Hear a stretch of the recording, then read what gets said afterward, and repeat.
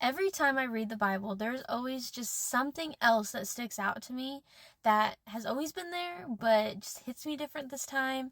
And today I found this in 2 Samuel chapter 5. And I've noticed that it's always like the simplest, the smallest things that really stick out to me. So in verse 4, it says, David was 30 years old when he became king and he reigned 40 years.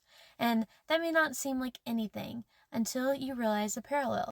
You see, David was 30 when he began reigning as king, and Jesus was 30 when he began his ministry. Now, I promise I'm not just stopping there, even though it's cool that they were both 30 when they started like the biggest and most influential portions of their life.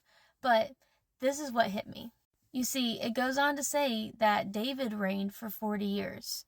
But how long did Jesus' ministry last? It only lasted 3 years. You see, David and Jesus were both 30 years old when they started, like I said, the most influential portions of both of their lives.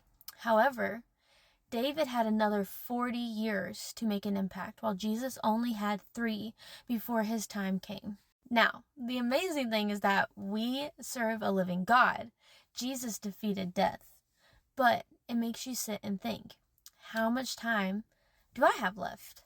What is holding you back from making your impact for God's kingdom right here and right now? Because if it's age, if you think, oh, I'll do that later on in my life, you've got to get that thought out of your head. Because the simple truth of the matter is you may not have later. You may not have that time. You don't know how much time God has given you on this earth. God knows exactly when it's your time, when he's going to call you home, but you don't. So why wait? Why wait till later on to take steps to further God's kingdom? Why not start that now? Like I said, none of us know when our time is up. I don't know if I have 3 years or if I have 40 years left. But what I do know is that we have the ability right now to start making a difference, to make heaven crowded. And that's all we need. We need that time now. Because the future's not guaranteed. Tomorrow's not guaranteed. So don't wait. Expand God's kingdom. Bring the word of God, the gospel, the good news to everyone you can. And do it now. God bless you guys.